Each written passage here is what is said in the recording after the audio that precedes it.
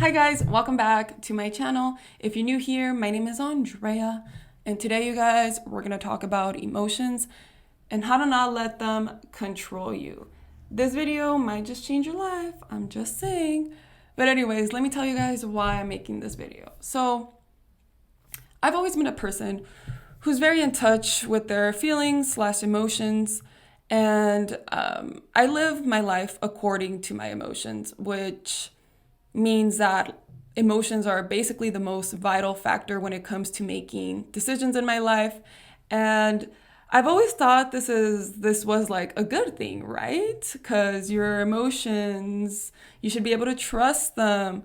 But no, recently relying on my emotions has got me really close to making some really poor decisions in my life. And also, recently, my emotions have been making me act in really ugly and unnecessary ways, if you know what I mean. Like when I'm feeling really angry, I'm starting to act on that anger, for instance, start yelling, and I feel like I've been hurting the people around me. I feel like a lot of us, we justify our emotions, which I think is fair. Like, you don't want to invalidate your emotions, right? But sometimes we justify the reactions that we have because of our emotions. Like maybe I don't know, we'll be like really rude to somebody just because we're having like a bad day, and then we're like, well, I was having a bad day, so it's okay to be mean to somebody, but it's not. And I feel like nowadays people want to justify everything and not be held accountable for sometimes just being mean. Like sometimes we can be plain out mean and really rude. And I think it's really important that like we're aware of this. Sometimes we pay attention to our emotions a little too much, which leads us to overreact in certain situations, which then leads us to like do things that we regret later down the road. And there's some things that you can't come back from. Like if you quit your job because you were feeling really angry one day, well, chances are you probably aren't getting your job back.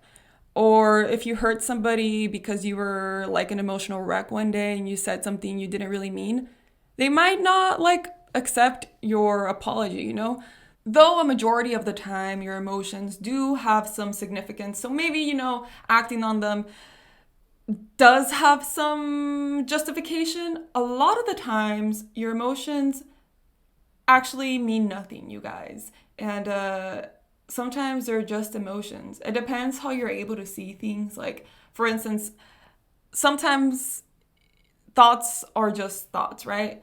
If I'm thinking about an apple, let's say, I'm at work and I'm just randomly thinking about an apple, it's just a thought. Like, it doesn't really have any significance. Maybe it means I'm craving an apple, but I don't really crave apples. Sometimes thoughts are just thoughts.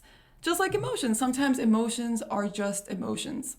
There are emotions, you guys, that we need to be extra cautious with. And I'm talking like extreme sadness, anger, fear, disappointment, frustration, any emotion along those lines, we need to pay extra attention to, because these emotions, you guys, have a lot of power to do damage in our lives. Like when you're feeling really sad, this impairs your judgment in a lot of ways. What if like you're so sad that you just decide to like drop out of school one day, and you're not being aware of the fact that that emotion of sadness is temporary, and like, you might regret the next day, like, oh my goodness, why did I leave school? Or not just school, but just any example really.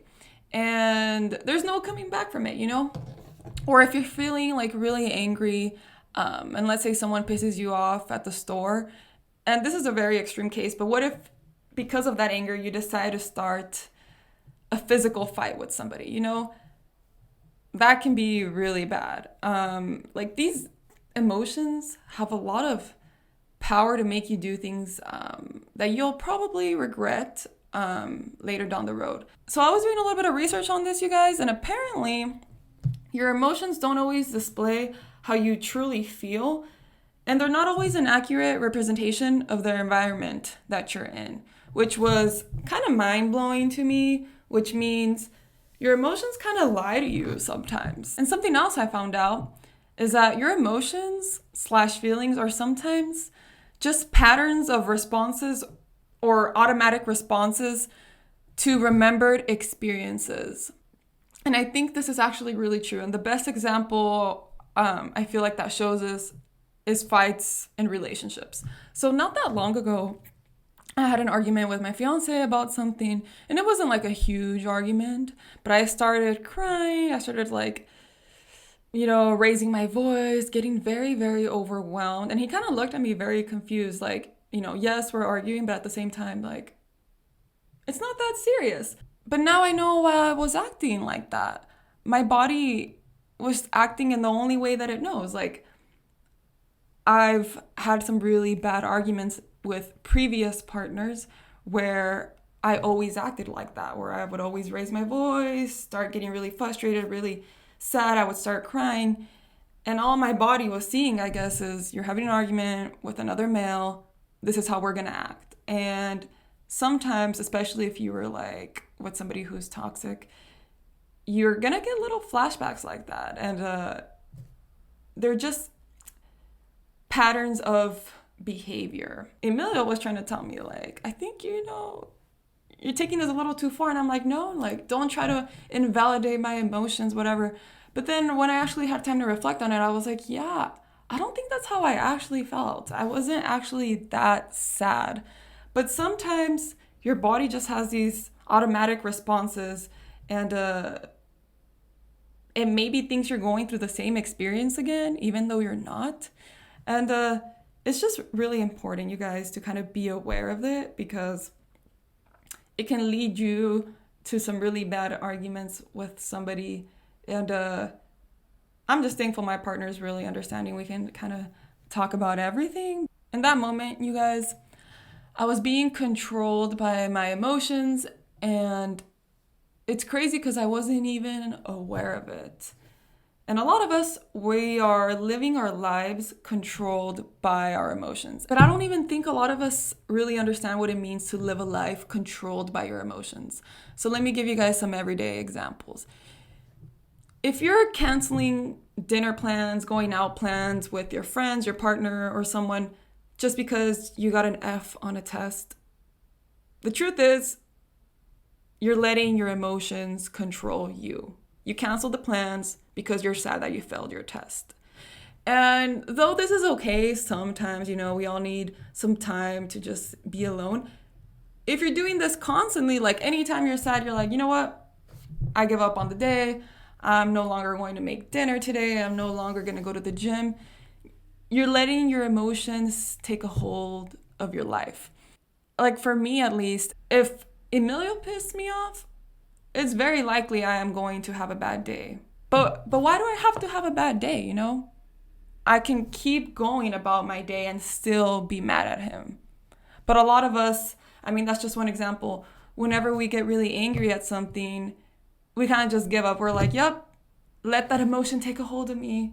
Everything else that I had planned for today is canceled. Sometimes it makes sense, you guys, to cancel things. Like someone passed away that you really loved. Yeah, maybe you don't want to be going out. But a lot of times we start to forget about the important things in our life. For instance, maybe you had a really bad breakup and now you're like crying all the time and you're using this as a justification to, fail a class.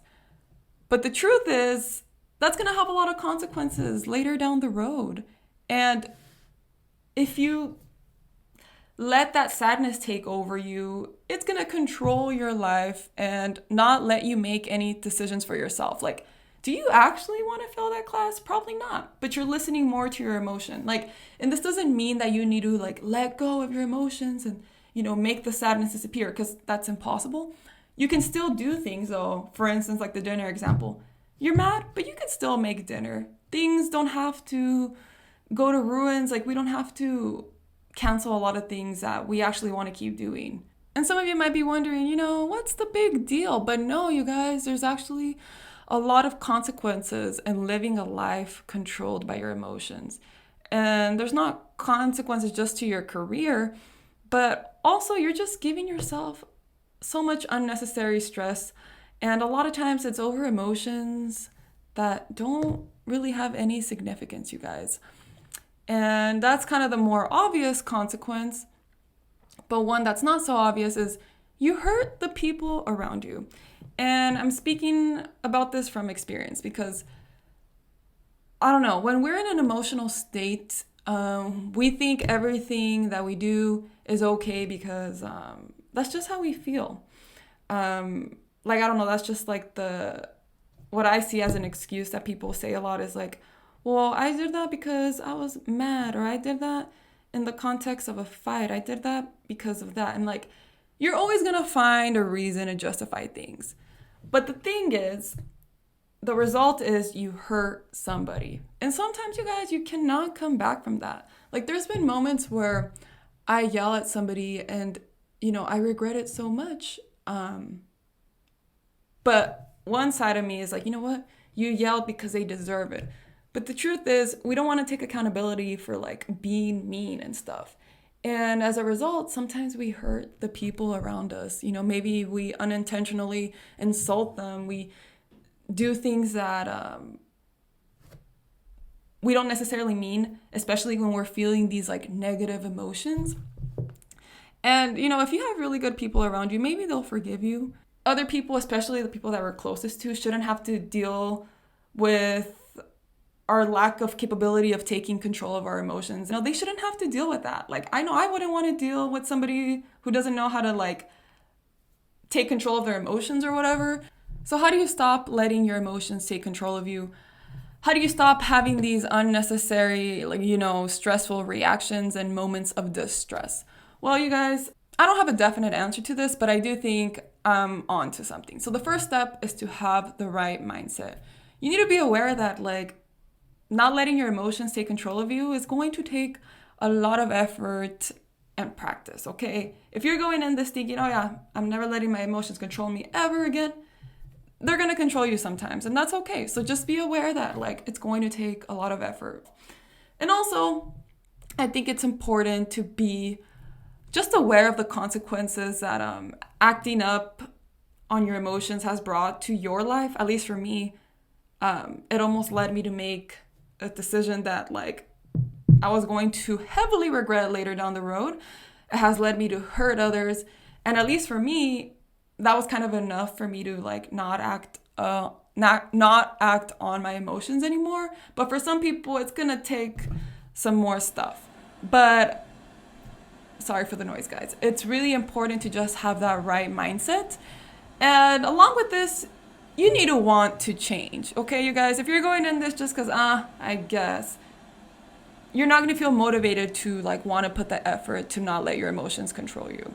You need to actually really want this and do it for genuine reasons. And number 2, your emotions are always going to be there, okay? I'm not telling you to disappear your emotions. What I am saying, though, is know that you can feel them, but you don't have to react in unnecessary ways, And I think it's much easier to still keep the feeling and not act on it, as opposed to, putting a smiling face when you're super mad. Because when people do that, you're like trying to neglect the feeling, dismiss it. And maybe in that moment, you're able to kind of forget about it, but it pops up later. So no, I'm not asking you to hide your feeling. There is no easy way, you guys, in learning to live a life not controlled by emotions, okay? And if you find it like impossible to like take control of your reactions, for instance, when you're having an argument with somebody or something like that, the hope is not gone, okay? I am a firm believer that we all kind of need to start from zero. So maybe start with controlling your reactions in small inconveniences.